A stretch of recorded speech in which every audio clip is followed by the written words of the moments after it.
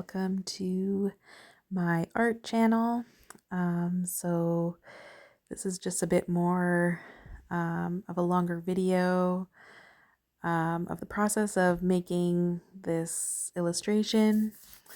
It is a doe and fawn. Maybe you can already tell. But yeah, so I have been doing the series, and if you have been a subscriber for a little while, then I'm sure you're already aware I've been doing newborn animals.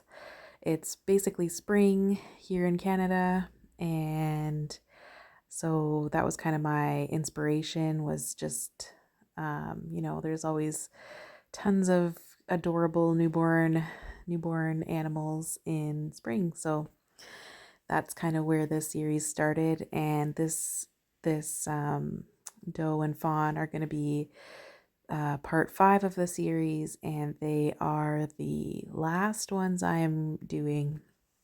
I have enjoyed creating them, like all the different animals I've done, but I think I'm ready to move on to some other stuff. Like I think I'm gonna start practicing a little bit more like floral designs and just other like springy, summery things. So, but yeah, I definitely enjoyed making this one. It was quite a challenge. I looked at the reference again later, and I noticed there's a few things that were a little off, but definitely still had a lot of fun with it. I think that doing the liner or the line art part is always my favorite. I just love, I don't know, it's just like aesthetically pleasing. I don't know, I just love it. So yeah, I added a little bit of sunflower design in the background there just to kind of fill some space that I felt like needed to be filled. And yeah, then we're going back in with the markers. I always pronounce them wrong. I think they're Ohu markers. But yeah, that's kind of the brand I'm using here. I have 2 different brands. One is not Ohuhu, one is I think Touched In or something like that. But yeah, but I use both of them here, and they're both really good. I like them both.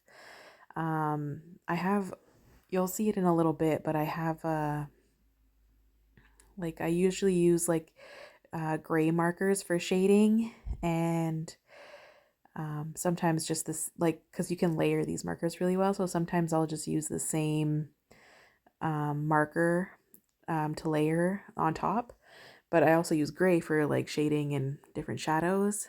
But the one gray I have, it just like kind of bleeds, and you'll see it in a little bit when I go back in onto the dough.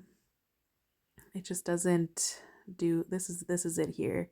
You'll see on like the darker, like the more darker fur, it just like kind of bleeds. So I added a darker, an even darker gray, and it turned out okay. I wasn't like too happy with that, but you live and you learn. I'm also still trying to figure out kind of what my style is, so I definitely enjoy the a little bit more realistic, and I like adding all the shadows. So but yeah, thank you guys so much for watching, and subscribe if you want to see more of these.